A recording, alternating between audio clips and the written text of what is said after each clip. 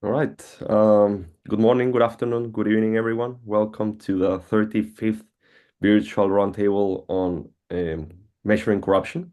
So we were closing in on the 3-year mark, and then about to start the fourth year. And I'm quite happy to be hosting today Andrew Laing. So I had the great pleasure of listening to his presentation on the topic that he will be discussing today only a couple of months ago in Dublin, in the occasion of the General Conference of the ECPR, the European Consortium on Political Research. And I'm very excited about this one because I was assigned as a commentator to his paper. But of course, the presentation back then it was quite short, right, Andrew? I think it was 10-15 minutes. And one of the things that I told Andrew is that the amount of information that he had put together, it could easily be at least three papers, not only one, because of how rich it was. So I was telling him that I'm so looking forward to be able to take a good 90 minutes or 1 hour to 90 minutes to fully delve into the details of the framework that he has put together concerning corruption in the finance system, in the public finance system, to be more specific. So before I give the floor to Andrew, just a couple of things to review in terms of how the session will progress. As usual, we'll have up to 90 minutes for this meeting. It's not really going to be section between presentation and later Q&A, but rather if you have any questions or comments at any given time concerning the topic that Andrew is discussing, please do not be shy. Feel free to raise your hand, in front of your camera or to click the little hand emoji, and then I will invite you to unmute yourself. Of course, if you want as well, you can just write the question via message, and I'll invite you to read it out loud if you feel like it, or I'll just read it for Andrew, and then we can discuss it. All right. Other than that, please keep your microphones muted, especially if you have to leave the room and then come back in. Make sure that when you come back in, it is muted, as not to affect the presentation. And yeah, that's pretty much from me. I will be interrupting you, Andrew. I'm sorry about that. I tend to have many questions, and I already have a number of questions for you on this one. So I'll either try to interrupt you at the right moment when you're changing slides, or I just also click the emoji in case you notice, so you can give me an opening there. All right? Okay, wonderful. Thanks so much, Perfect. Joseph. So Oh, so the floor is yours. Feel free to start sharing your screen. If you could also introduce yourself a little bit, and this yeah. goes for everyone. Please also, if you have a question or comment at any point, if you can the first time at the beginning, just also say what's your affiliation, where you're coming from, so that get to know each other a little better. Right, Andrew. Yeah, thanks, Joseph. Thanks so much for those kind words and introduction. I'll open with a bit of a warning. I'm not an academic yet. I'm trying to be one. I'm a PhD candidate at Dublin City University, but I am a public finance practitioner with 3 decades of working in the field, and I think it's important that I give you a bit of a background to my career so you can understand where I'm coming from with the modelling and the framework that I present. So, uh, so I started in the Australian government back in the 90s, and I sort of after a few times in the Department of Defence and Industry and Science Tourism and the Family Court, I became a graduate in 1998, and graduate public servant and was recruited into the immigration department. And at that time, two big, massive changes were happening in the Australian government. One was immigration policy was moving from promoting vigorously multiculturalism in Australia to moving towards border enforcement. So I was actually on the cabinet task force on what was called the Boats Task Force, which marked the shift from that promoting multiculturalism to going hard on enforcing the border. So I was in those cabinet discussions when those were happening. But at the same time, we moved from budget. The budget system was being reformed to move from a cash multi-year system to an accrual outcome, output, input system. And I was a graduate, and I was pretty good at Excel and things like that. And I looked at what the reform required from the immigration department, and I said, I can build a system to help you do that. So they said, yeah, sure, give us a prototype. I gave them a prototype, and they said, okay, let's do it. So 9 months of that, it gave me a crash course in accounting, public finance, budgeting, procurement, everything, like to build that system for the immigration department. It was a great experience. And after 9 months, it got through, it passed, got the budget through, and we only then realised that every other department had spent $50 million or like to actually build the same sorts of things. So it was a great opportunity for me to learn about public finance. And on the basis of that work, the Department of Finance recruited me to work for them for a while, do their budgets. And then they gave me an opportunity to work in Timor to set up the budget office in there when independence came about. And on the strength of that work, the World Bank recruited me to join them. Then I went to work in the UK for a while, and the UK sent me off to Iraq for a couple of years. Then I rejoined the bank and worked in Cambodia and Iraq, all on public finance. So I was getting unique experience of how corruption was working in different countries. And then after the ride with the bank, I went back to Canberra, worked as Assistant Secretary with Department of Foreign Affairs and Trade, which was AusAid then. And then married Irish and gave up the career in the Australian Public Service and moved to Ireland, and I did consulting. And from that work, I got even more experience in how corruption works in public finance systems, with more work in Iraq, getting deeper into that. 5 years in Afghanistan, working closely with the ministers of finance and the president there. Puerto Rico, working very closely with the governor there, and Timor-Leste, my former colleagues. Very unique experiences of how things would work.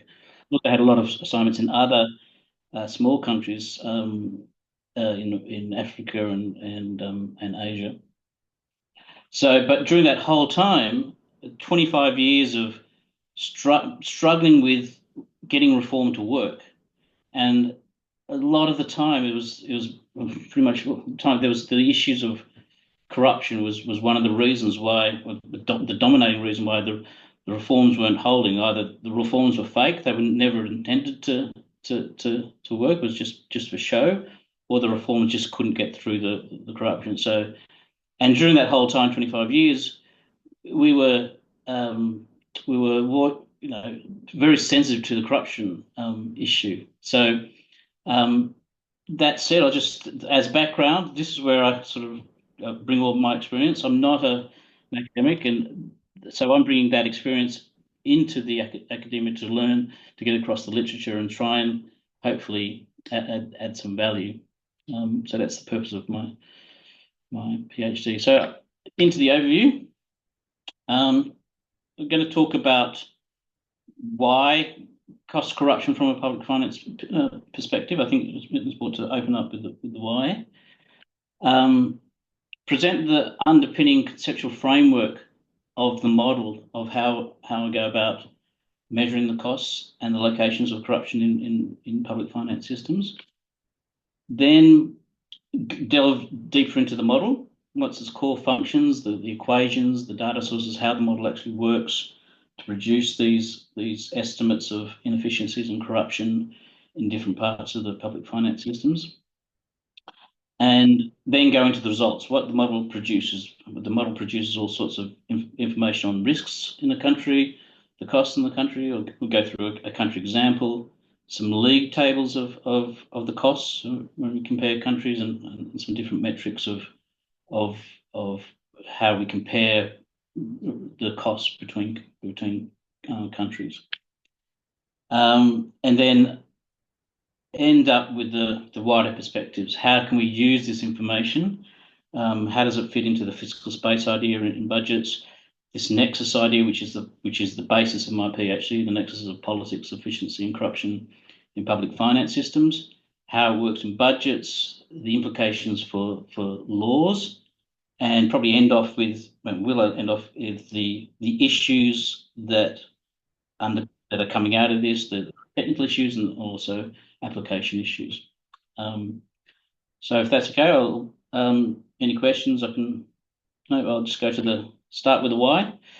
So why cost corruption? Firstly, from my perspective, it's having these numbers out there in the public domain, putting some numbers on it, helps within government, helps to deal with the sensitivity issue that happens in government. So if you work in government, you work in budgets, it's very difficult to talk about corruption when you're talking to ministers and cabinet.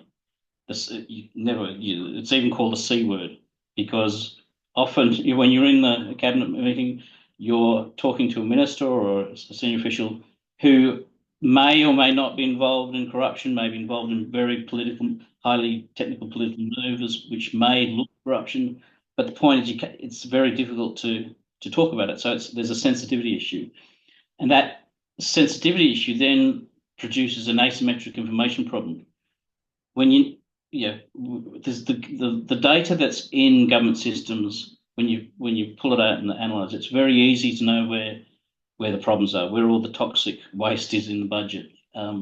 It's obvious, but that information isn't presented in a systematic way to flag and deal with the corruption and inefficiency problems within government. So that's the first one. But part of that, if you can start to deal with that sensitive issue, you can help start to use all that granular data that sits in government systems to help flag and over time continuously target the inefficiency and corruption that's in government. Second reason, again, by having these numbers, you're shining a light on the issue. You're shining a light with the hope that it'll incentivize collective action or public accountability and from my perspective, so you can put pressure on cabinets in a positive way to use the budget systematically to curb corruption and do it in a safe way, to curb corruption in a safe and systematic way.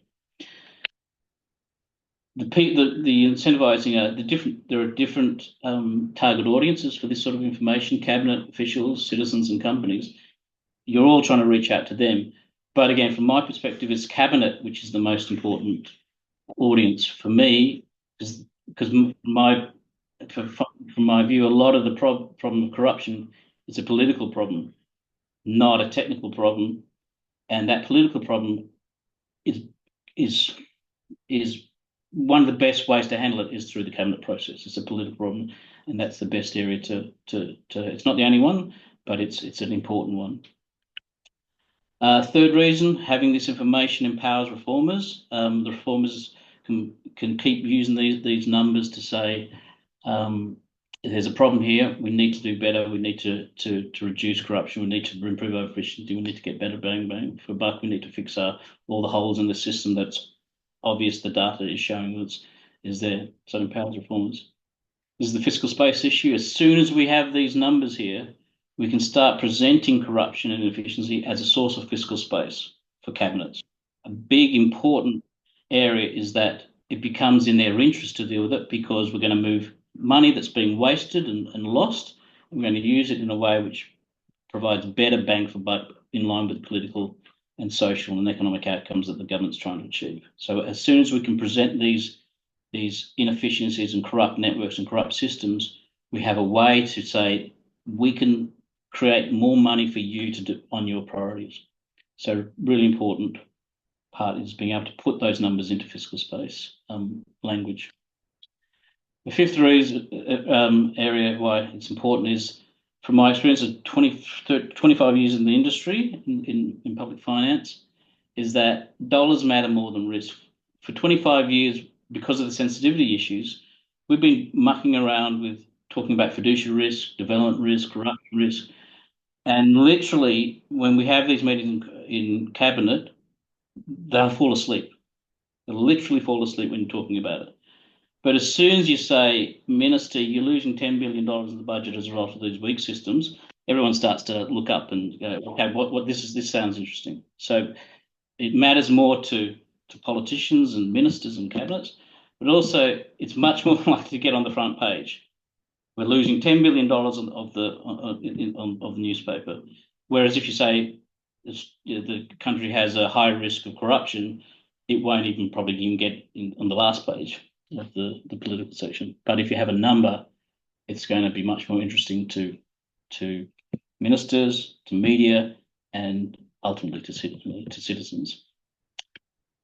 And for me, the ultimate objective is to get annual budget statements to actually report on every year what they're going to do to improve efficiency and deal with anti-corruption measures, and have underlying that budget statement have a systematic process to actually tackle that problem. Now, a lot of these things isn't new, because I was in the system that was dealing with it in a not so direct manner, but they were doing it through the savings measures and things like that. But this is much more, the proposal I have here is much more systematic and targeting and using all the information available to do a good job on it. So that's the why.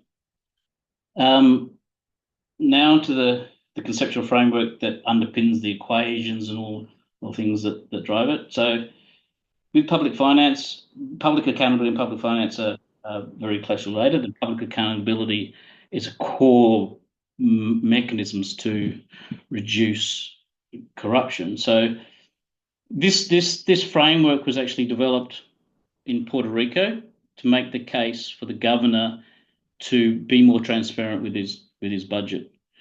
And so I'll just outline how it works. There's also presented in the US Treasury, but the foundation of public accountability in a democratic society is the election system, the election cycle.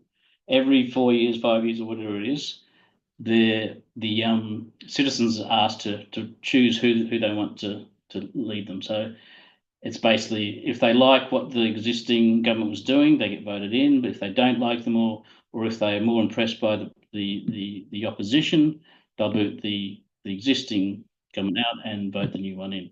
So that's your foundation of public accountability. Every 4 or 5 years, there's a cycle. There's an opportunity to hold the government account for their performance. And if they're overly corrupt, the idea is that the election system can vote them out. But there's other parts of this framework. You can see how people hold the government to account. People can lobby the executive, they can write to secretaries, they can complain to agencies, they can engage with the media and social media, they can complain to the ombudsman, inspector general, the courts, the police, external auditor. And then within that there's internal accountability mechanisms. So the legislature and executive hold the administration to account, the administration holds secretaries account, and agencies back and forth like that. So that's the core standard accountability framework. But what else happens in the space between elections? And for me, the next most important public accountability cycle after the elections, after the election cycle of 4 years, is the annual budget process. So this is the idea from a public accountability perspective, is that this is the budget is the public accountability document. Says it's basically promises to the people. So this is what we're going to do with your money. This is what we hope to achieve. And the accountability section comes at the end, so in the annual report, where the government comes back and says, remember all those promises I made 12 months ago? I said I'd allocate this sort of money to achieve these sorts of outcomes. Well, what actually happened was we allocated this amount of money. It was a bit different, and we achieved these sorts of outcomes, but we didn't achieve the whole thing. But that's thing. And then in public finance is a core principle of comparability of budgets and accounts, budgets and annual reports. And it's really important. It's this idea that a reasonably educated citizen should be able to pick up the annual budget, pick up the annual report, and compare promises with results. If that can be done, you've got a good foundation for public accountability to work on an annual basis. You've got good data and promises being made with good information of what's happening to the money and for why, and good information of actually what happened. So comparability of budgets and accounts. Now, that's the idea of the public accountability. Now, this framework that you see was developed to help make that point about public accountability, but also to show how public finance systems can help improve efficiency and what those systems are doing. It was also used to show how corruption works in each system as well. And thirdly, it's also used to show how political manoeuvring, public finance systems support political manoeuvring in all these different systems. We'll get to that a bit later. But what I'll focus on right now is because it drives the costing model of how corruption works in these different systems. So we'll start with the budget, and in a corrupt budgeting, it's like I call it it's auction. I call it auction-based budgeting. So you instead of allocating resources based on good policy, well thought through policy, evidence of performance, and feedback with stakeholders, it's allocated based on a willingness to pay. Who's going to pay the most for the project or the outcomes? Very simplistic description, but you can even simplify it to say you basically pay for your budget, you pay for your project, and we've seen that in many countries. And then following it through the whole system, so you pay for your budget, then you get to the next part of the expenditure cycle. To actually get that to get your access on money, you actually got to pay to get your commitment or pay to receive your allotment. So you get the appropriation, you get the law passed to say that you got that project or money, then you've got to go through the Ministry of Finance to get the approval to actually spend the money. So you pay there. And then when you got the approval to use the money, you pay to win the contracts. Then after you won the contract, you pay to change the contracts to something even more favourable. Then you pay to verify that the road was built when it wasn't. Then you pay again to get paid. Then on the audit side, you pay to clear all the regularities that are floating all around the system, whether they're real or not. That's in corrupt auditing. That's how they make money. And they can make up irregularities to punish. And then the personnel system, you pay for your position and pay to retain the position. Then on the revenue side, you pay to reduce your tax obligations. In customs, you pay to reduce the valuation of the goods coming over the border. On extractives industry, oils and gas, you pay to divert them to vested interests. Fees and fines, you pay to avoid them. And grants, you pay to direct them to vested interests as well. On the counting side, you pay to cover your tracks. So there's so many tricks of the trade there. So you can use batching of transactions where you group all the transactions to hide all the dodgy movements. You can run two different books. You can have one system that you show the donors or some people, and you have the real accounts, very mafia-like. You can all your uncleared suspense accounts that you can hide stuff in. You don't properly do your bank reconciliation, so all the regularities that would be found are not really explained, and the list goes on. So you pay to cover your tracks there. Then on the balance sheet, you pay to reduce your debts. So there's plenty of examples of free debt forgiveness happening with no explanation. So debt's being wiped off for no reason.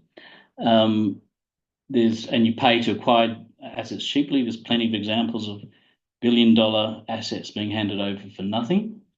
Then, if you happen to get picked up for any malfeasance in this system, and you get referred to one of the accountability institutions, whether it's police, prosecutors, media, central banks, wherever, then you just pay again to clear the referral. So in a poor country, at least, you can see if this is happening at all different parts of the system, there's actually not much money left for a growth strategy. So there's leakages are catastrophic.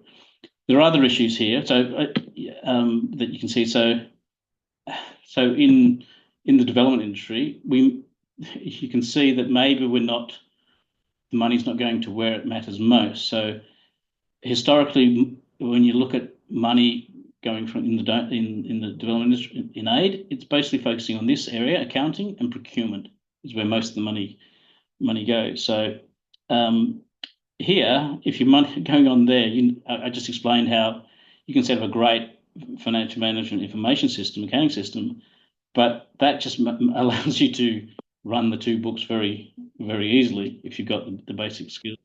And if the audit system is broken, then it's not going to do any procurement. You can run, and we've seen this too. You can produce a very good procurement system, but if the deals are being done here in budget, all the projects, having a great system here is not going to affect it. All this upstream effect, plugging it here will have no. You'll get the phone call from the minister, you get the phone call from the Speaker of the House, you'll get the phone call from a minister to or someone to get it through. And even if that, even if they go hard and the contract is fairly awarded and a good price is achieved, you go downstream. This is the whack-a-mole problem. You go downstream and you just pay to change the contract to the one you wanted in the first place. So this is the whack-a-mole problem. The other issue is rich versus poor countries. So poor countries, all this leakage is happening, it's catastrophic. But in rich countries, if it's happening there, because they're so rich, it's not catastrophic. They can afford this amount of leakages, depending on how it's happening.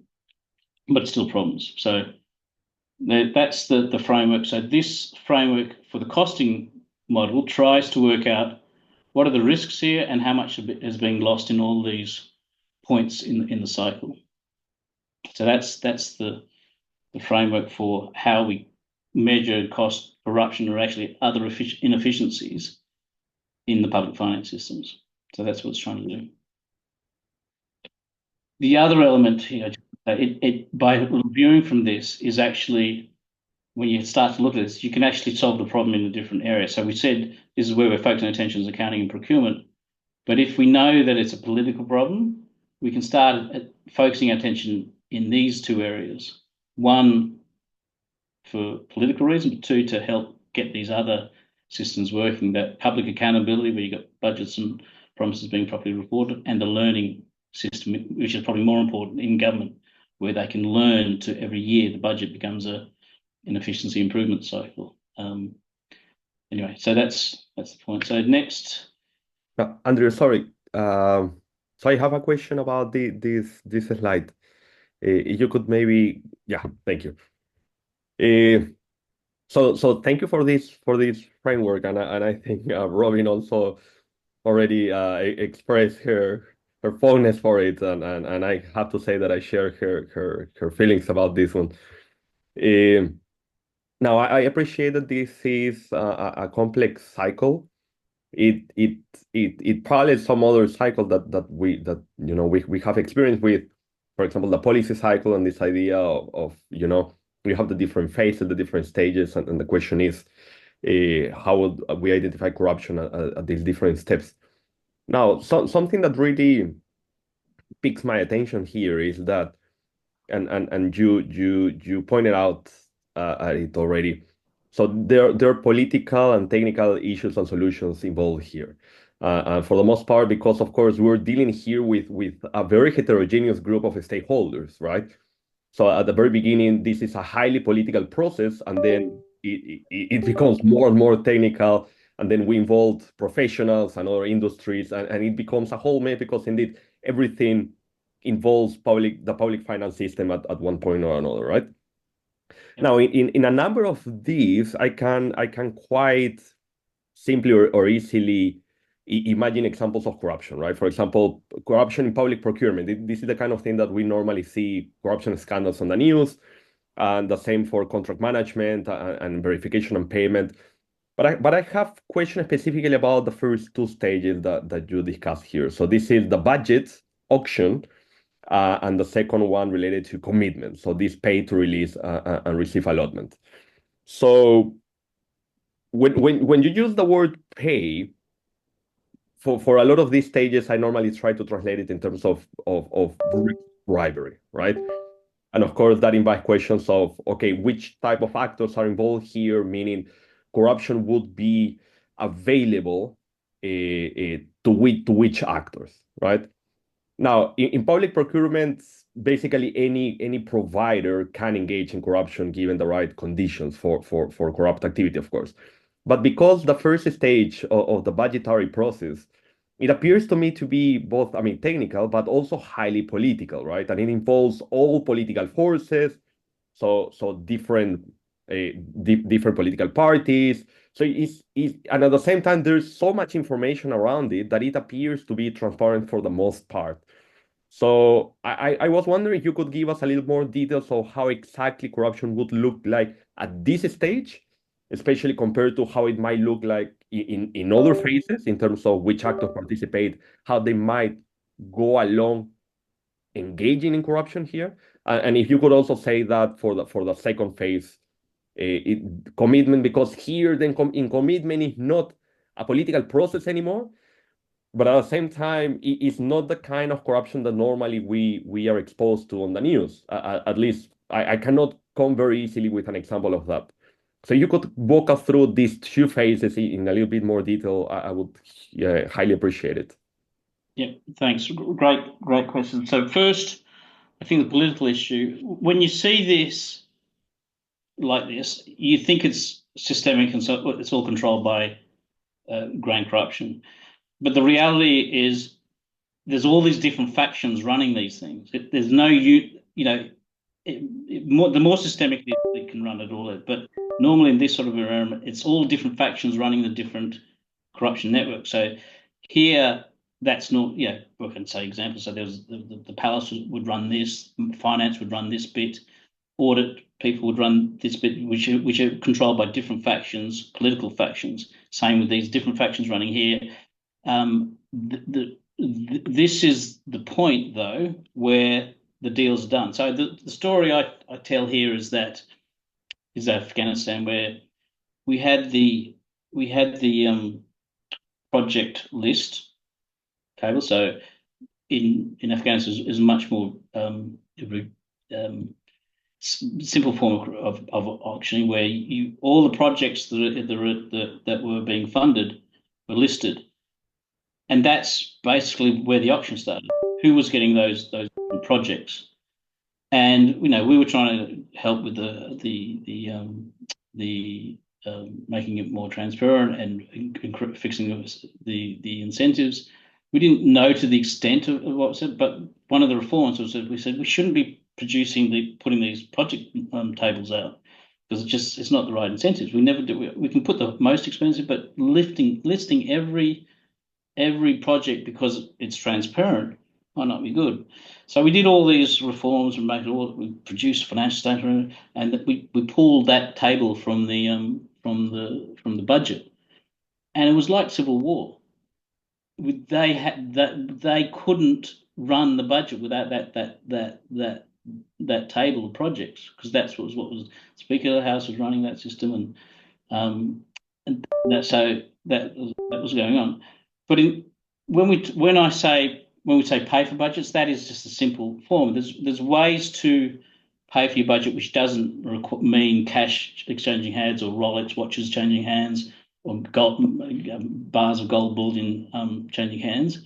It can be simple as in a sort of a rich high income country environment, is that you just look you do a deal and your reward is in the form of a job outside of government down the track, or you get a promotion, or you get a bonus, or something like that. All legal forms of allowing a dodgy deal to go through. And even here, the commitment control system, again, it's fundamentally supposed to be to manage cash, to make sure you've got enough cash to pay for the bills, and that's what it's presented as.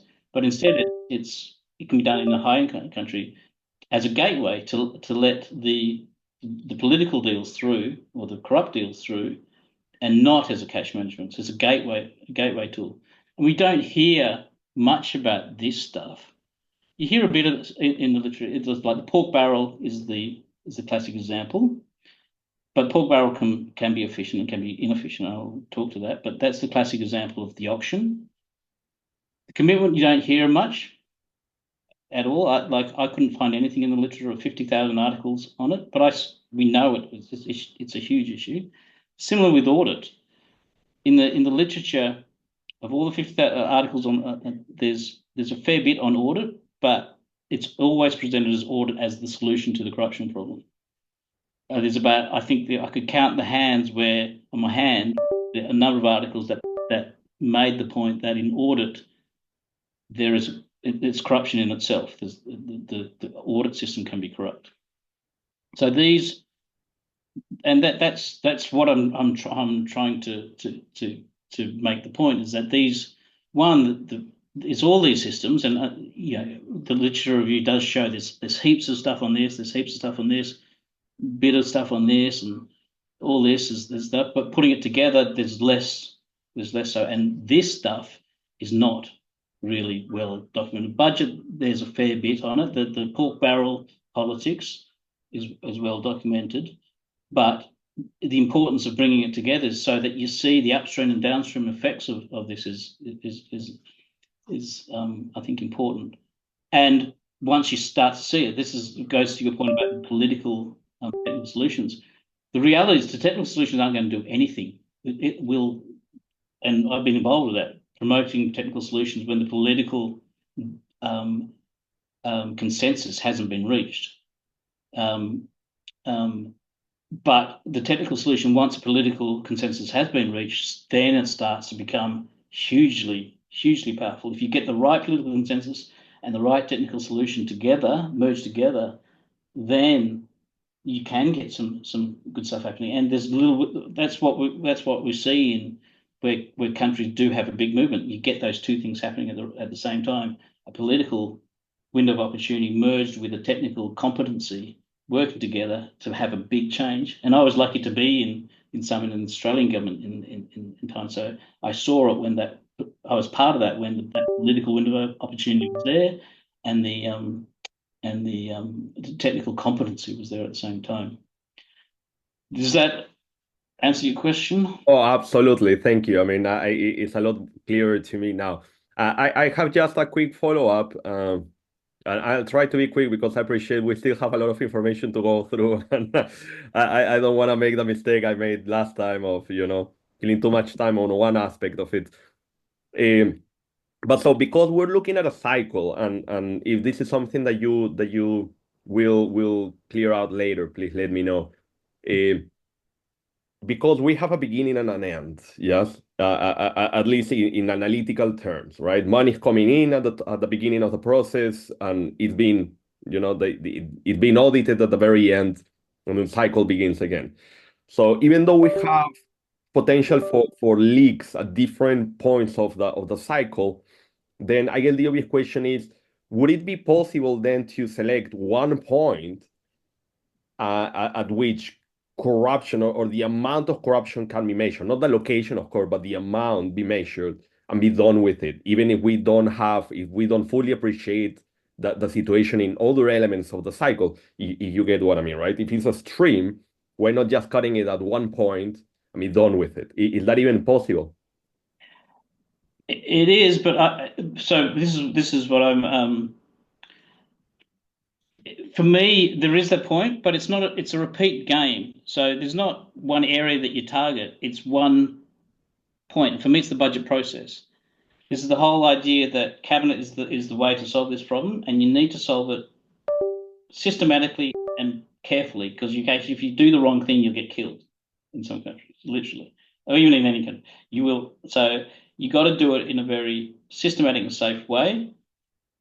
And so for me, it's being able to put on the cabinet table every year from all the evidence we've got all this granular data that we know what's going on. So, and we can say, here's all this inefficiency. Like, as a public finance person, we don't really care whether it's inefficiency for corruption or inefficiency due to bad policy or whatever. But the idea is we put all these inefficiencies as part of a fiscal space option to present to cabinet. This is all the money that we're losing for corruption. Here's all the money we're losing for bad policy. Here's all the money we're losing because of a good policy badly implemented. Here's all the money being lost for poor political moves, for example. Which one, do you want to take on? How much do you want to take on this year? Which political fight? Because there's all this money being lost. Politically, there are benefits. People are benefiting from that. So wherever you target the corruption, someone's going to lose and someone's going to fight hard to not lose that money. So it's up to the cabinet to decide which political fight they're willing to take on in a safe way. So it's a repeat game. So trying to get the budget process to take on that in a systematic way. So that's if there's one area you want to target is the budget process of how cabinet considers these problems, and then it's this audit issue. If I could do two things, I would fix the budget process so that it tackles those problems and tries to be much more clear on what it's producing, and then the audit you need to be able to make it very, very clear those numbers are accurate and you can compare promises with results. Thanks. That also clarifies it. We have a question from David here. If this is something that you cover at some other point of the presentation, but he's wondering about sectoral differences concerning this approach. Yeah, absolutely. The model does look at, and we'll get into it. It does because we've got all this rich data. We know how much money is going to health and the like, so we can run the whole model just looking at the health sector or the education sector or the social protection sector, and so we do see that. At the moment, the model is still it doesn't change the risk profiles in health sector versus education sector because from a global perspective, we don't have that detail in databases, but it doesn't stop you doing it in the country level because you can work out the risk differences in the sector. But absolutely right, that's one of the areas of looking at the problems by sector.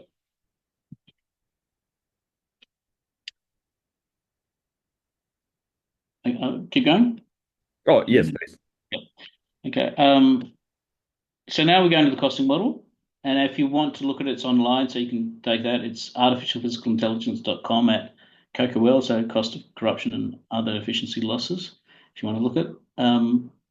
I'll just go straight into it. So the core functions of the model is obviously to produce estimates of the costs of corruption and other efficiency losses for every country in the world that has data. Now, this is where George was talking about. So those costs are split by a public finance system, all those different parts of the follow the money corruption cycle that I talked about. So it's split by those systems, so budget system, accounting system, treasury, audit. So I say split by function of government, which is your sector, or so health, education, social protection, defence, and the like. And importantly, level of government. So this is the other perspective. So level of government in public finance is this idea of general government, central government, state government, local government, and public corporations. Public corporations plus general government is the whole public sector. What the model does, it can produce estimates for general government, central government, local governments, social security funds, and the like. But it can't do it for public corporations, state-owned enterprises, because the data is not collected by the IMF. But it can do it to do the other levels of government. And so the other core function is that you can see changes over time and you can do country comparisons over time. But you do have to be very mindful of what's underpinning the data. So you've got to understand what risk data is going in there, and what fiscal data is going into the model. But that's the core function. The data sources, so all this data from all this publicly available data is imported into Power BI.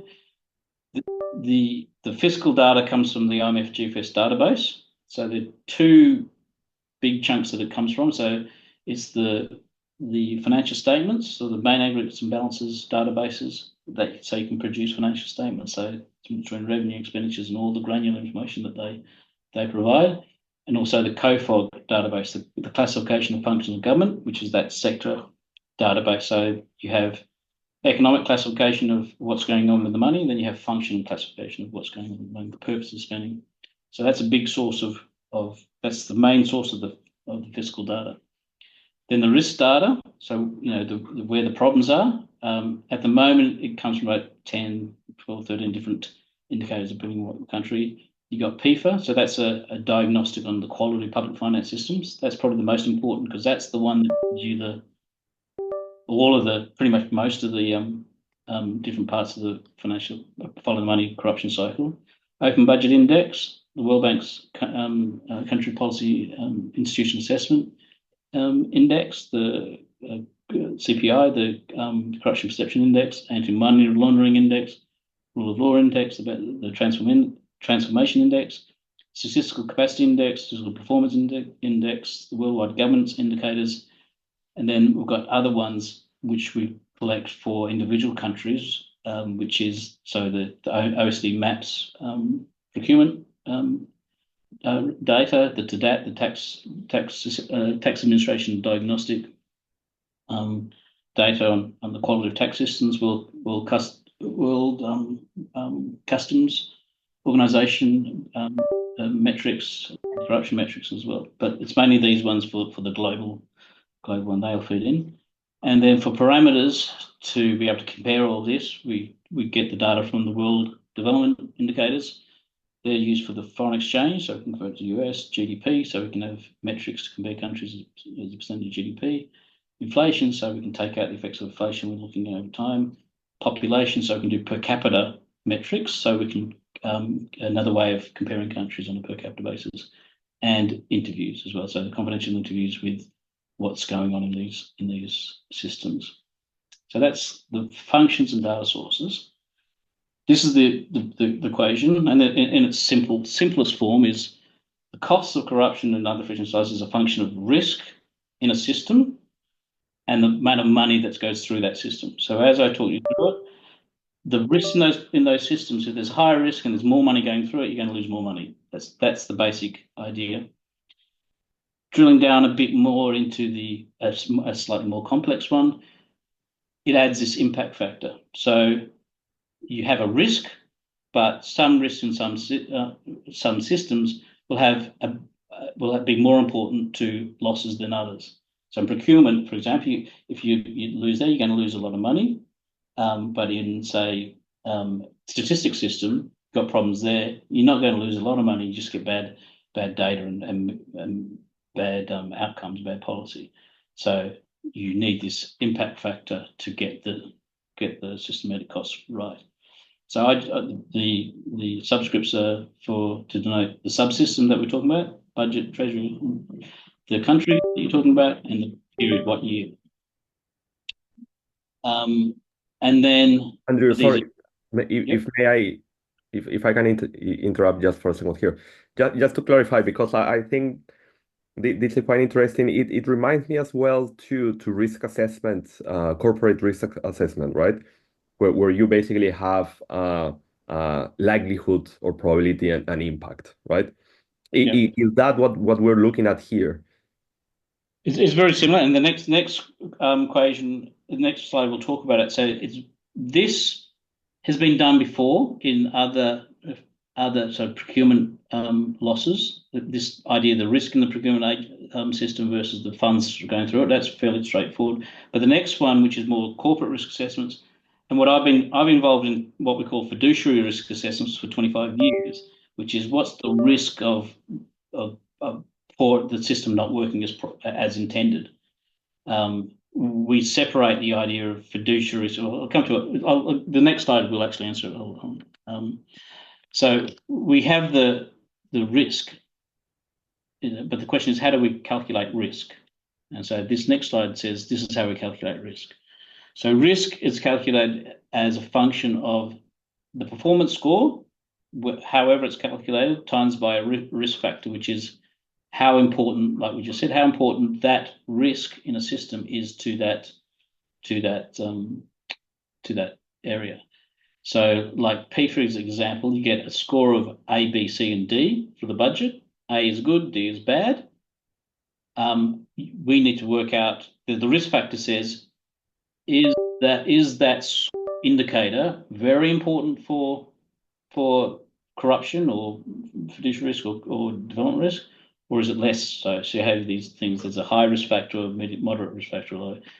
So and that's very common in the corporate risk management approach. So you have a score comes a risk factor and which will give you a quantified risk number.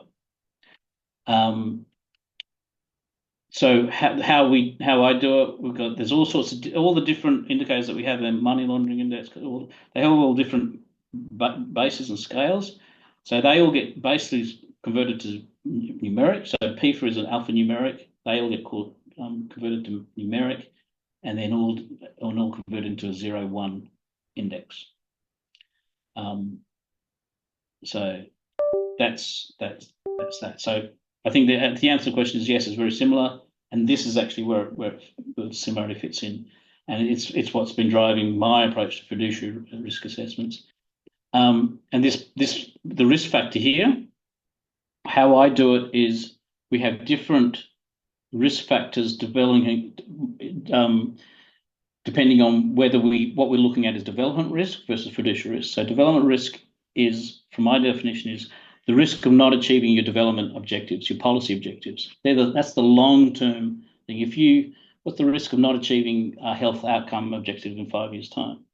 Whereas fiduciary risk is much more of a short-term risk, which is what's the risk of actually money leaving this year, being lost this year. They're actually very similar, but one is much more long-term looking, and fiduciary risk, from my perspective, much more short-term looking. And they have different risk factors. So, for example, procurement budget would have a lower fiduciary risk because the cash won't actually be lost there. The deals may be done there, but the cash won't be lost there. We can in Afghanistan's case. But the development risk, it's much more important because if you misallocate the budget based on because it's an auction, there's no way you're going to achieve your development objectives. So it's important differential concept, and those risks will produce different results. And we'll see, and when you analyze the risks, you'll see that development risks tend to be higher than fiduciary risks because of all these other things that are there. Andrew, how do you estimate the risk factor? Is that where the interviews come into play? Again, this is an expert opinion view. It's expert opinion. You'll see there's another area of expert opinion, which is in the next slide, and these are the weak areas of the model. Relying only on expert opinion at the moment is a big weakness, but those factors can be tested with more research. You can actually go in, get different views, run surveys. You can actually tackle those things. At the moment, it's just bringing on 25 years of experience and talking to other people and getting their views. So it is a weakness, but it's expert opinion. Thank you. No, fair enough. I honestly have never encountered an answer that deviates from that. But yeah. Okay, so that's how you calculate risk. Now, this is the impact factor. So we talked about. We'll go back. This impact factor, and this is the disclosure on it. So how it is. So you basically says how important are these to the estimate of losses. So one's very important, and this is less important. Where is the most important? So procurement, very important. Revenue, banking system, anti-corruption system. So, and we can have a debate about this, but this is what, and we can do sensitivity analysis around it by moving it, and you can do much more research. So that's the route. But then we know that these aren't right when we put it, so we need to adjust them a bit. So it's just easy to think that this is the most important. Then we bring it down to something which is more reasonable for the numbers. Again, expert opinion it's a problem. And then we need to be able to, this is probably in the wrong area, is if we apply these to each system, you'll have too much losses because it's not weighted properly. So we do a weighting system so that the losses will all, when you add them all up, will add to one. So you'll get a consistent view. So it's just a weighting system of how to share this importance factor in a way that doesn't blow out your estimate of corruption. Now, this bit is how do we work out money flowing through the system? Remember we said cost as a risk times how much money goes through the system. This is where the GFS data comes into its own when we look at economics. So that GFS data splits data by how much is salaries, goods and services, capital, those sorts of things. So we can work out how much money goes through the treasury system. It's basically non-centralized payments. So same as procurement. So if we look at procurement, it's the percentage of goods and services, non-financial asset acquisitions compared to total expenditure. So that percentage gives the idea of how much, gives a proxy of how much money is going through the procurement system. Contracts are the same. The payroll system is how much payroll is going through the system. That's, you can read that straight off the system. The balance sheet, you've actually got how much on the assets and liabilities if there is a balance sheet. A lot of the time there isn't. Grant revenue, you know how much is going through how much is the tax system, how much is the grant system, things like that. So that's how the fund flows are calculated off the GFS data. Results. This is looking at, we present it with just looking at the risks. So this is an example is Timor-Leste. So 1 is bad, 0 is perfect, no risk. It shows that the budget is 0.67 at risk, and you get all the risks where there's data available.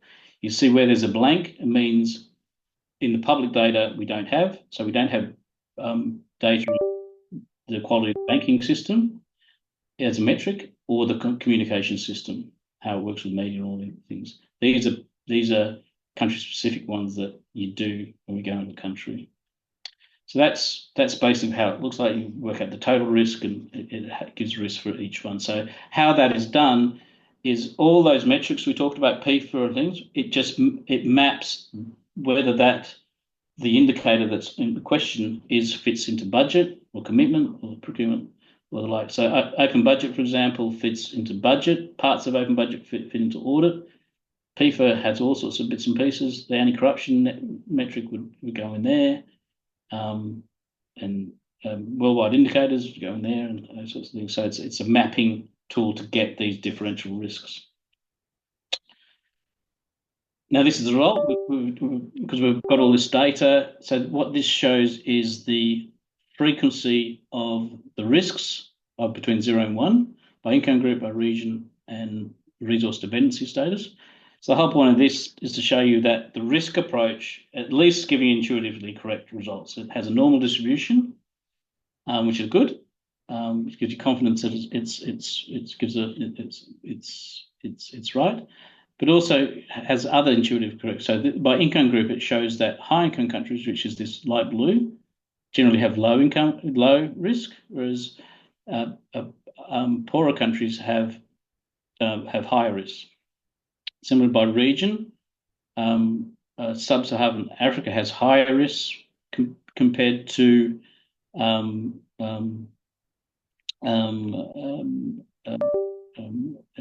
East Asian, Europe, and North America. Natural resource dependencies similar. So if you're natural resource dependent states, highly natural resource, you have higher risk. So that's the blue here, and the not dependent is the pink. That's just so gives you some confidence in the risk data being used. Is you have some confidence. Now we present. I'm sorry. So Yep. Robin has a question concerning the subnational level Yep. about within country differences among regions. Good. So there's it's good I haven't done, but the data is there. So, but it's not great. So the GFS data that the IMF collects from all the countries, they're supposed to collect how much is central government, how much is state, and how much is local government. A lot of the times they don't give that split. They'll only give budgetary central government, and that's all we've got, special support. But if you're US or you do have the central government, you got the state governments, and you can do a split. But at the country level of how it all works, how much is going in all the different areas, it's a little bit tricky because when you're dealing with all the different levels of government, you've got to be careful of the double counts. So because a central government is giving grants to state government, when you consolidate, you've got to be able to take that grant out. It's easy to do, but you've got to do it. Um, um, so it, I actually haven't done it for the thing, but the reason why I didn't is because there was just so few countries were doing giving the complete set. So at the country level, where say the US, you could do it, but for Afghanistan, you couldn't, or most of the low-income countries. So one, you've got the fiscal data split by the different levels of government, but then there's also the risk data. So at the same problem with the sector, we apply the risk for the whole country for the different levels of government. Now, to PIFA's credit, they do actually have risk assessments at subnational levels. So in a country, you can actually, if you've got the PIFA at the subnational level, for the thing, you can actually then have a different risk factor to be used at that level. And when we do see that, we see that in Ethiopia had good data on differential rates of risk, the strength and weakness differences between the federal and the state governments. So I have a follow-up question to that, and I'm sorry because I appreciate also that it is not really the focus of the presentation. Perhaps that's something that you still want to go into. But if we can still play that hypothetical scenario for a moment, when assessing the situation at the subnational level, would then it also matter if the budget is being executed by local government or by agencies representing the national government? Yes, so that's where so you have the different levels of spends, and where there's a subnational, that's where the difficulty of all that double counts happen.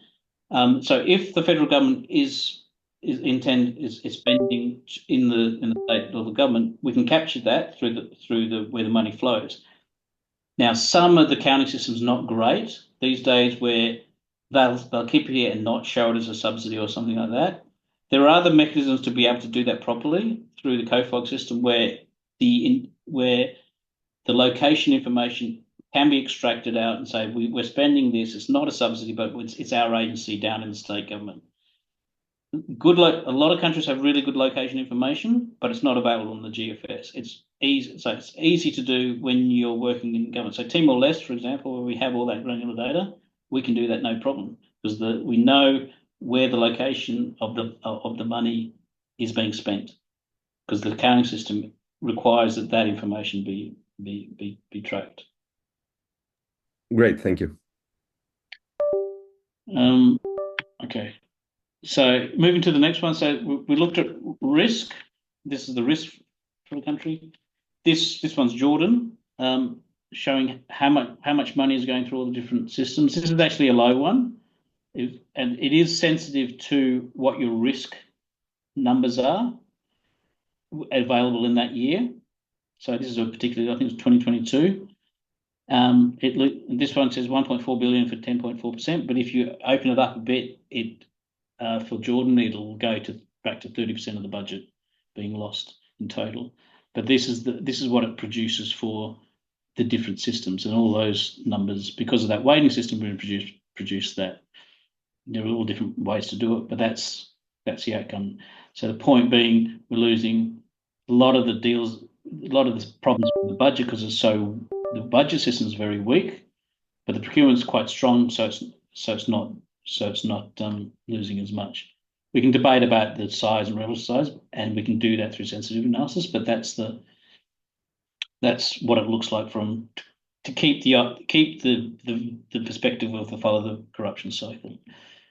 Now, the next one is a league table of corruption. So we're looking at the least corrupt at the moment and not the most corrupt. And we've got the different metrics of how much is being lost. So this is the amount of losses for the top 15 countries in the database at the general government level, so central government plus state government, local government, over the period from 2013 to 2018. And we have different columns. How much is lost for over the period? How much is the average loss per annum? And then the efficiency loss, the losses as a percentage of government expenditure, efficiency losses as a percentage of GDP, and efficiency losses per capita. So all these these four areas are different ways to look at the size of the problem. So if you look at the size of the problem, a good example is the United States.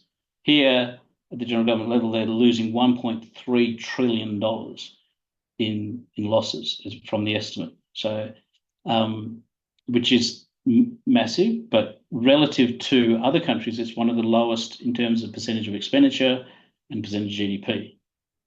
But if you're benefiting from some of that, you're going to be, and there's a lot of billionaires coming out of that problem. And because these are so low, and the size of the country and the economy so go, they can afford it to some degrees. Whereas if you're a poor country, which you can't see any real poor countries there, they can't afford it. There is a real impact on services. So the whole idea is you've got league tables, looking at totals, so you can start to compare countries. Though you do need to be mindful of what's driving it, and you've got these different metrics. But yeah, the headline result: 19 trillion lost over 6 years, which is about 3.2 trillion per annum.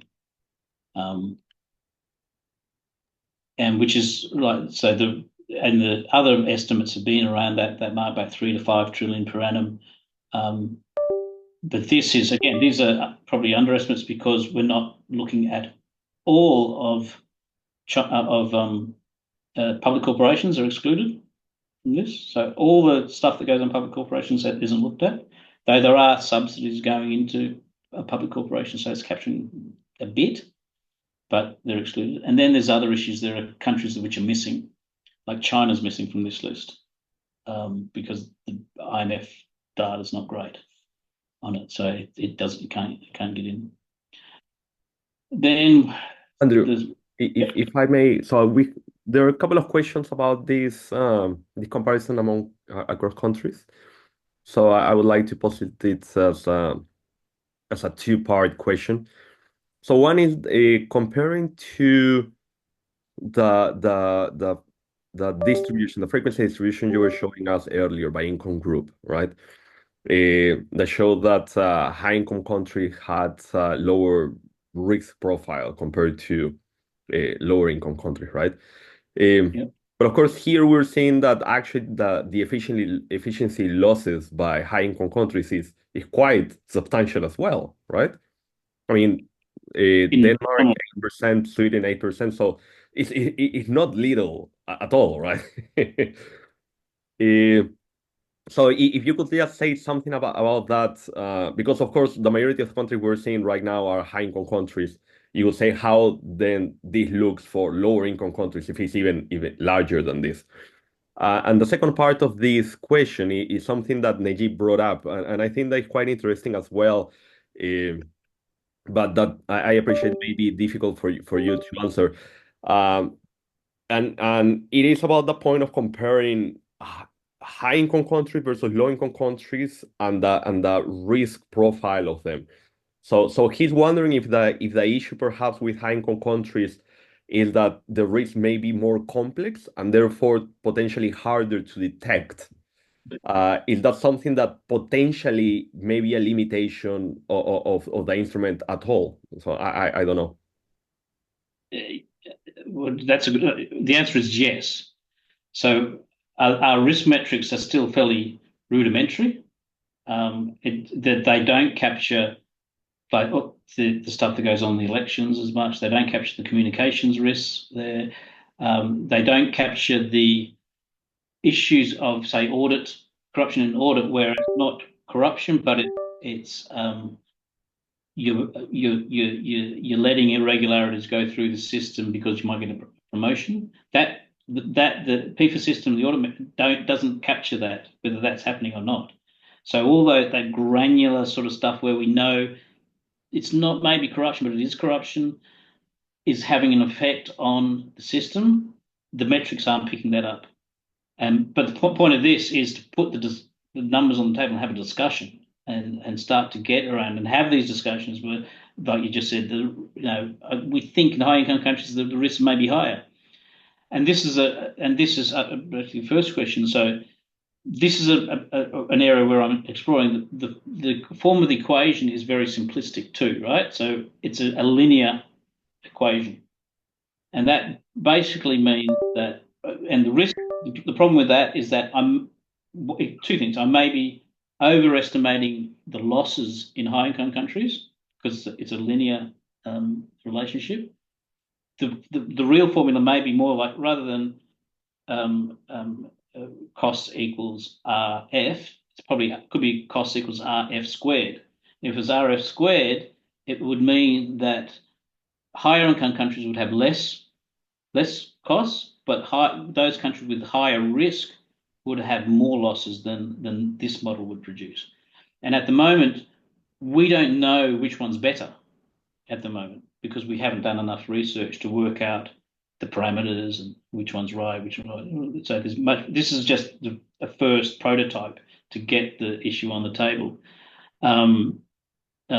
But that's right. So that sort of discussion goes into this idea that high income countries have different ways to be corrupt, which the metrics aren't picking up, or the equation is wrong, so we're overestimating it. But it's my view is that this is worthy of more research, and if it resonates with people, then we can do a lot more. If it doesn't resonate, then we can go back to So if I'm understanding you correctly, that means that there's some elements or some decisions that come from the side of the instrument. So of course, you and your team are designers, but then there's a substantial work to be done still in terms of, where you're getting the data from and the quality of the data in picking up these differences based on the complexity of different countries. Is that correct? Absolutely correct. And we're seeing all sorts of problems in the data. So, like the IMF GFS database, it's when you look at it, it's like it's from the dark ages the way they collect it. It was done in the days when it was all spreadsheets and you had these floppy disks and you just got a table, you mapped their accounting system to this system, and we collected that. Then the function of government, we got their table, we mapped it to a new one, put it in a table, and we put it into the database. This day and age, that shouldn't be the way it's done. This day and age, it should be get a data dump off the system and be able to produce structured data that can produce completely coherent financial statements and COFOG statements with all the granularity. But that's a long way from getting an agreement on that. But looking at the problems with the current system is that you're getting incomplete data, you have incoherent COFOG statements, purpose of spending, and financial statements.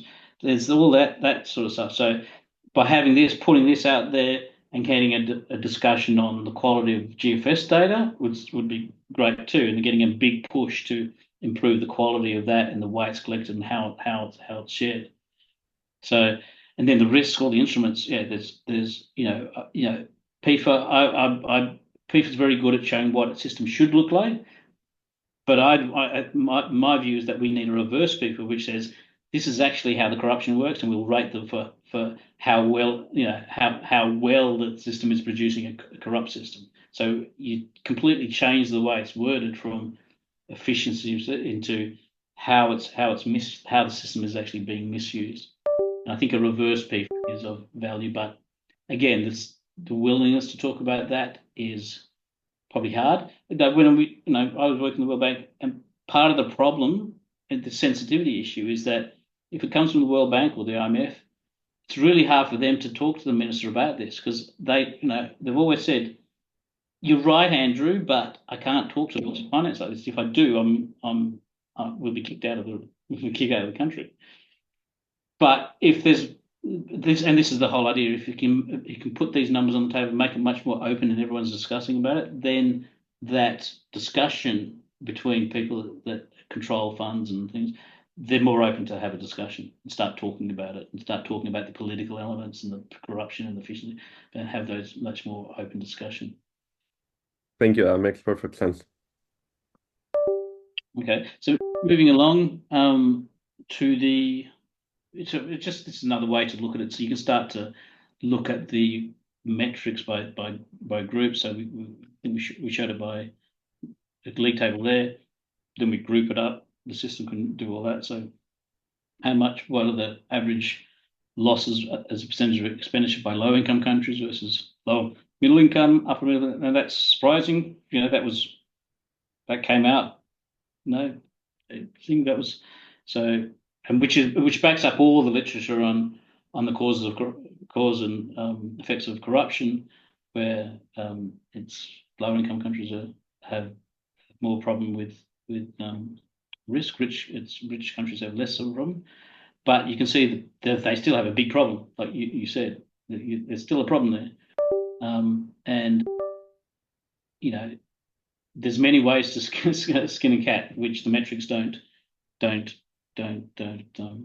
but at least it gets it on the table. Same sorts of Asia, where the bigger losses are as a percentage of the budget.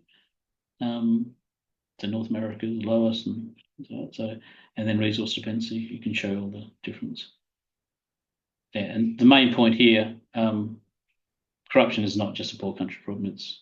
It's everywhere, even in this model. Even with the weaknesses of the approach. Now, wider perspectives. Going from, we've got a model, what do we do with it? So, fiscal space. This is one of our passions. So we've got to be able to use this information to help cabinet make better decisions. One of the first parts of the budget process is to work out how much fiscal space you have to do new government policy, to make announcements to the public that we're going to solve all your problems with this money that we have. And so there's different models. Peter Heller from the IMF, he in 2005 presented a paper on fiscal space, and he presented this framework of 4 dimensions of fiscal space. There are other frameworks for fiscal space, but this is a good one because this is the idea of if you need to do more on health, for example, and which what Peter Heller was talking about, you got to find the money. You got to ask for the money from cabinet, and there are basically 4 areas you can get it from. He said you can raise more taxes, you can borrow more, or you can get money from donors. And the 4th one is actually you can do more with less, be more efficient. Now,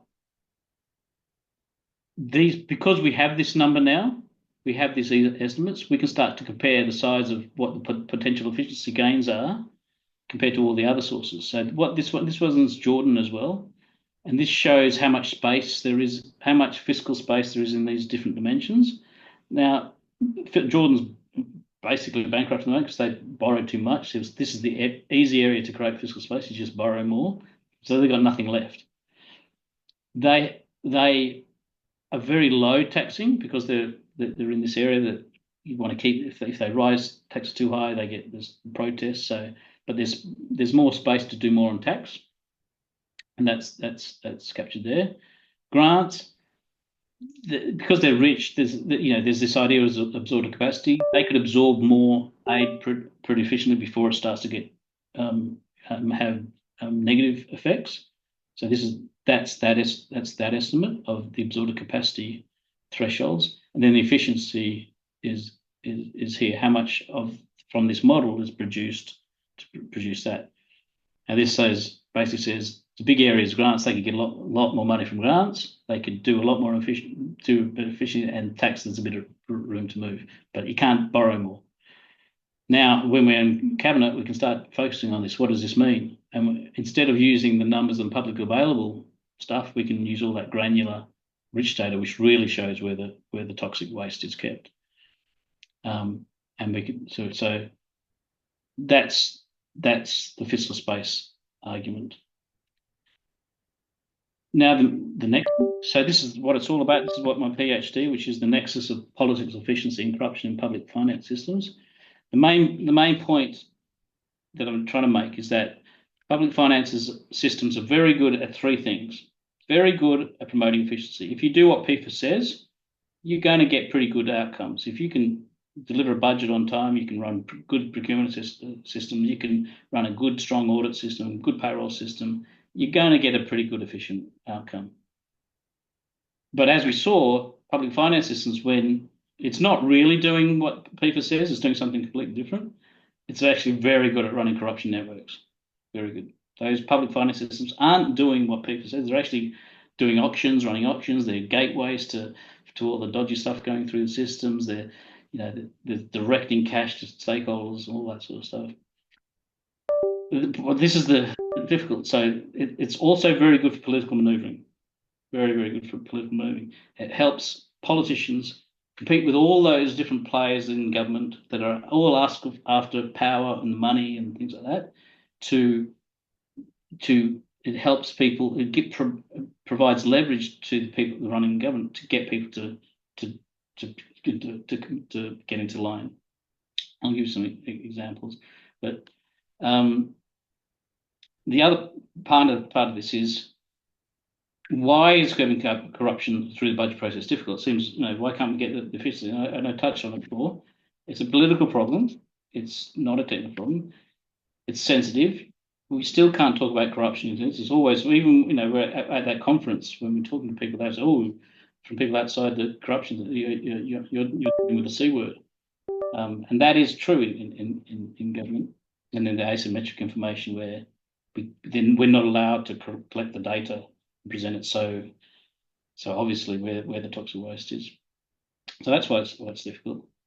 So part of the PhD is looking at this, doing systematic literature review, so I can learn what the thing, but also find out what it says about all this approach.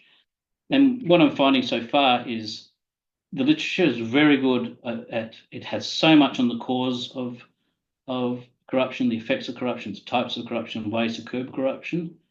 But the way this approach looks at it, it's more about the methods, how public finances systems do it, how you run an auction, how you run a corrupt audit system, where the locations in the system, and also the objectives. What are you trying to do by this corrupt system? And it's basically a systems approach. So there isn't much there, but there's one of the most, I think, is the most cited papers, Paul Morrow from the IMF.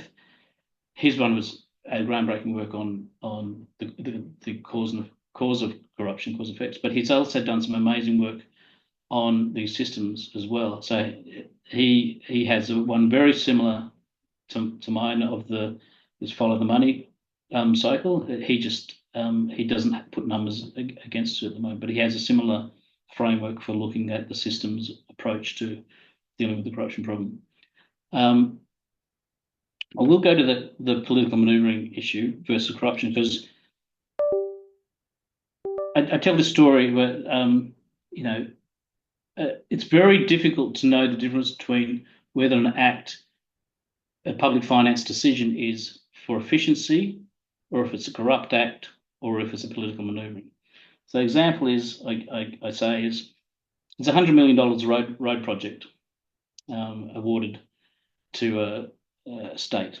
And it can be presented in three ways. We're saying this $100 million road project is all about connecting markets, and it's all going to promote efficiency, and it's going to have a profound impact on the lives of people and the economic growth. So that's the efficiency line.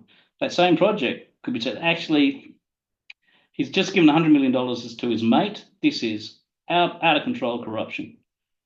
Or it could be a case of political maneuvering.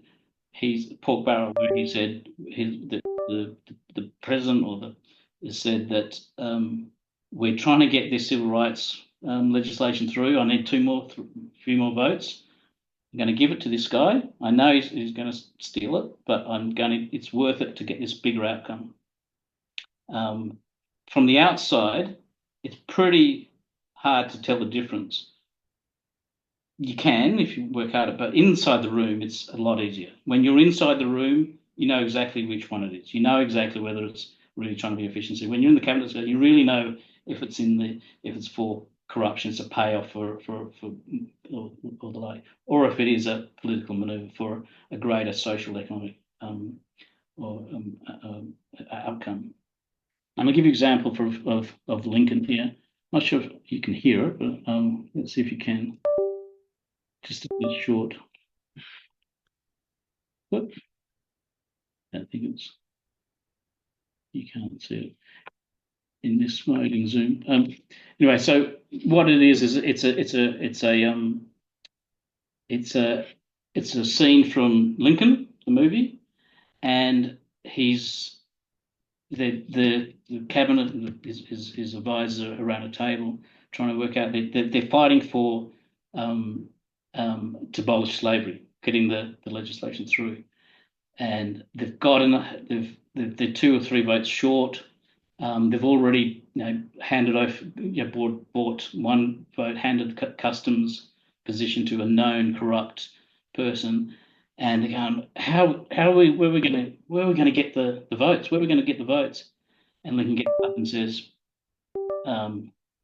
he gets angry and says, "I am the President of the United States of America, clothed in immense power. You will procure me those votes. Procure me those votes. You will buy me those votes. You will get me those votes. I have this power. I'm cloaked in ability to give money to people, to give prizes to people." And that a lot of those votes were bought and paid for. The intent was to get votes to change the world, or change the world for America, for civil rights, to abolish slavery. So on the face of it, at the lower level, it was corrupt acts, paying off politicians, giving them dodgy jobs so they could steal money, but for a greater good, is to get a much better, important social economic outcome. So when you look at it from that perspective, intent actually matters. It may look corrupt, but is it corrupt when the intent is actually to create the mechanisms to get a better outcome? So this is the other part of the research, is trying to get that understanding of how, what is the difference between political maneuvering and corruption? How do we know what's going on? How do we get that discussion happening? Because it's actually, for me, it's fundamental to breaking down that sensitivity issue. Because one of the reasons why it's very sensitive, because a lot of the politicians and officials, they're not corrupt, but they're involved in very difficult chess games, political chess games, which look to all intents and purposes to a lot of people like corruption. And so that while they know what they're trying to do, it's if it hits the press, they know they're going down, and there's nothing they can do about it. They're not gonna. No one's gonna say, "Well, here you go." So very important when we start looking at corruption, all these, is that we understand what's political manoeuvring, and this goes back to the public finance systems. Those public finance systems that are very good for efficiency and running corruption, it was also very good at giving the president or cabinet levers to get people to behave that they want in line with their policy objectives.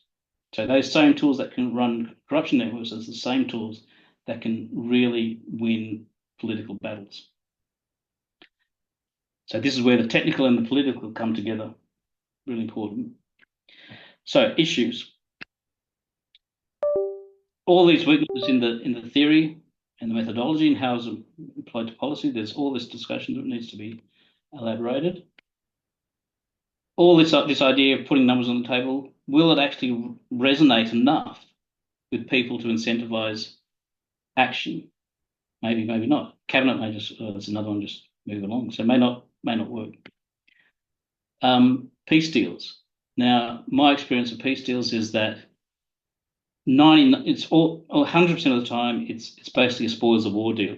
So you two fighting parties are coming to the table to discuss. One has been smashed or not smashed, and if they're both at the table, then it's about who's going to get the spoils of war?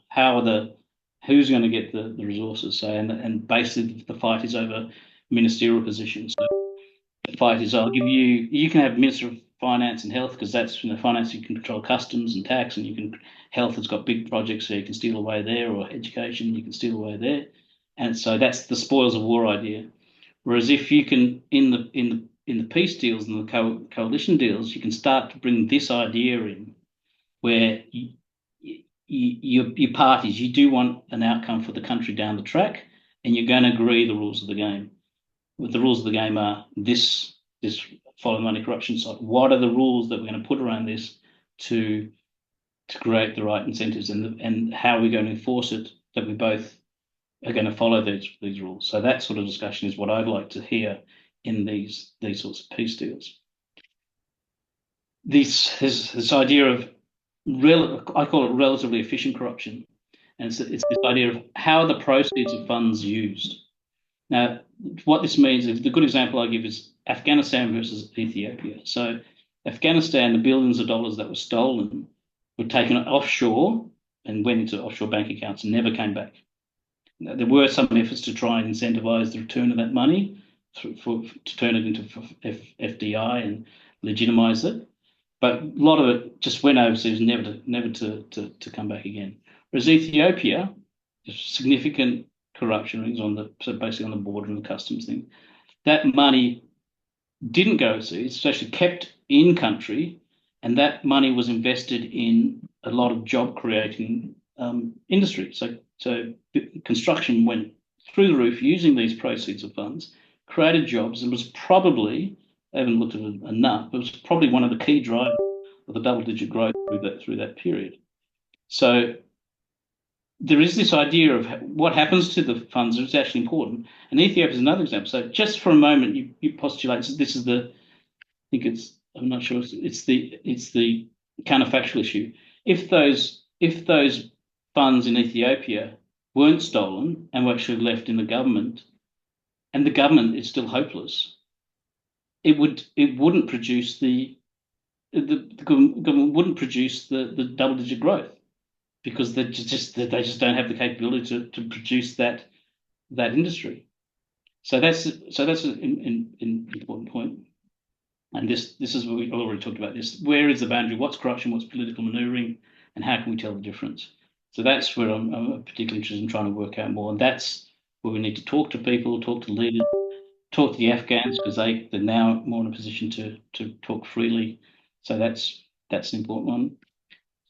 The counterfactual problem, which I've just said, but there's that counterfactual problems. When we do the econometrics comparing countries over time, it doesn't really help when at the point in time there's political decision being made every time. So when we compare a rich country to a poor country, we can see that it's anti-corruption is a luxury good.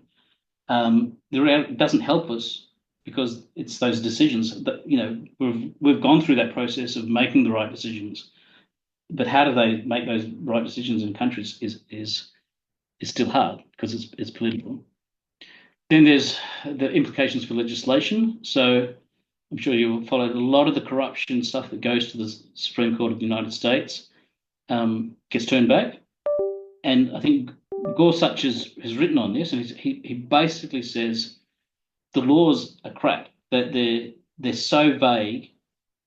Anyone can be brought forward, and so it's difficult for us to say this is corruption when it could be what we just said, political move. They didn't say that, but my view is that if you can't make a distinction, understand the difference between political maneuvering and corruption, it becomes the way it is politicized. Corruption legislation can be politicized.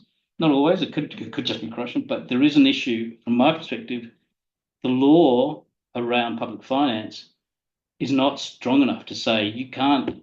At the moment they try the public ethics approach. If you breach these ethics, then you can be fired. But there's nothing that says, corrupt auditing isn't allowed. If you do corrupt auditing, you go to jail. Corrupt allotment control isn't allowed. There's nothing about saying that. There's nothing about what is corruption, corrupt budgeting. none of those sorts of things. It wouldn't be rocket science to produce that stuff. But so the idea is that if there's some substance into this, then there's actually some substance that's required on the legislation side. Then there's all this technical issues that we're sort of talking about. The numbers are very sensitive to risk, the data, the metrics that we have. The form of equation which you talked about, it's linear, that you can get, we should be testing different equations. The parameters there's probably too much expert opinion in there. If we could try to get more based parameters. The way we aggregate the risks is pretty simplistic. I'm sure there's better ways to do it. The index consolidation, how you index PIFA versus OBI and the others. I'm just doing simple averages, but what that has is that PIFA is basically low scores have a higher risk, whereas all the others are about the same. So if you just look at risk, all the estimates fall. So there's a way to rebase them, which I haven't done, but there's those sorts of things. And then all the GFS, and there's a whole heap of this, but there's technical issues in there as well. So I think on that, I've gone over time. We'll end it. I hope Neve sat through 1.5 hours of it, but I hope it was of some interest. Thank you so much, Andrew. I mean, this was, I mean, I had high expectations, but you went over that, I think. I found this very insightful, informative. I mean, all your years of experience really come through. And I think that you have developed a wonderful instrument here. Quite timely as well. I mean, I'm so happy that it just ended up by coincidence to happen right now when you know a certain Department of Government Efficiency possibly will be created in the next few months. And this diagram about the nexus of political maneuver and efficiency and all that, the quote from Lincoln is quite accurate as well, because even after him, right, the Reconstruction era and the Gilded Age, that saw a significant amount of projects also combining all three aspects of you know, some projects that had the idea of developing and opening markets, but at the same time being given to certain players that are close to the administration. And of course, you know, benefiting some certain members of the government as well. So it's not just the one, and this is really the difficult aspect for us, right? That very often is all of these objectives at the same time. And so corruption is completely mixed with doing things for the development of the country, but at the same time, who benefits and who loses and whatnot. So it's going to be quite an interesting thing as well as to see what happens now in the US moving forward. And I think that there's ample space for this type of initiatives. So I very much look forward to see both, you know, the end product of this, not just in terms of your dissertation, but publications, and also, you know, how other people use this instrument, you know, to inform policymaking and continue building on it.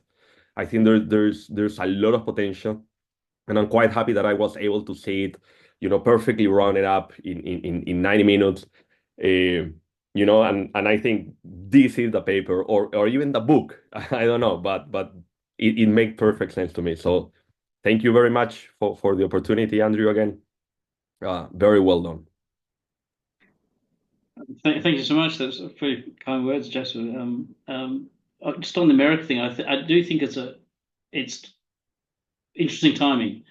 And I'm thinking of doing a paper on corruption in the US using this model, and it'll put the 1.4 billion, $2 billion on the table, showing where the budget is. It's going to say a lot of the budget's starting in Congress. That's all the deals that are being done in Congress. Your audit system's a big problem. It's captured by, you know, the revolving door problem, all sorts of things. So all the stuff that's in Congress and in other places are not being disclosed, even though it's obvious when it's there. Like Puerto Rico is a classic example. When we studied that, it was obvious they were going bankrupt. The money was like when you looked at the data, when you had it was obvious. and the auditors only did it after everyone knew it was obvious. So, and they knew it. There was a revolving door problem, and then at the same time, it's a lived reality. So if that's the culture that you're in, it's hard to, you got to work with what you got. And a lot of people were trying to say these are problems, but when the system is what the system is, it's really hard to change it. Really hard. I think we were saying that most people want to do a good job, be part of something special, and do things, but no one really wants to raise their head and get it chopped off, rock the boat, and that sort of stuff. It's too much to ask when people have got to put food on the table, all sorts of things to risk that. So there's an opportunity now. It could go pear-shaped. It could go. But for me, there's an opportunity to have this stuff discussed and put on the table and talked. And hopefully, there would be interest to have these sorts of discussions in the US but we don't know. But I'm a public servant. I was trained, to try and keep I will work with any government that wants me to have to help them.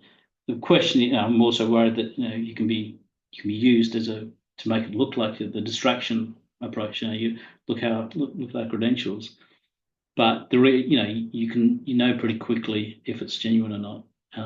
And I'd like to see there's more genuine stuff happening as a result of this. Thank you. For everyone, I have also shared here in the chat the link to the platform that Andrew was sharing earlier. So artificialfiscalintelligence.com. I do recommend it. Has really interesting stuff in there.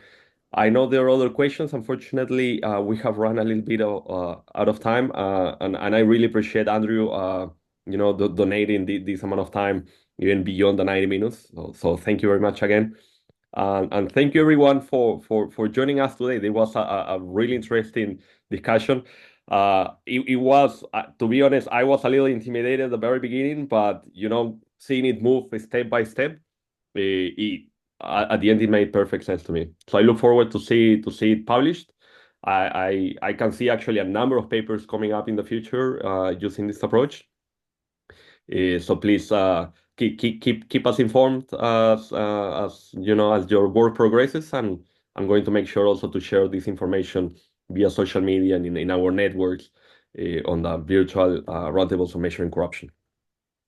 Wonderful. So I just put my email there. If anyone wants to follow up with me outside, please do. I'm learning a lot. I'm not an anti-corruption expert, so the whole point of this is that because there's so much for me to learn on that, and the whole point is trying to get these public finance and anti-corruption experts and knowledge and academic much more closer together. So please do reach out if you want to talk more.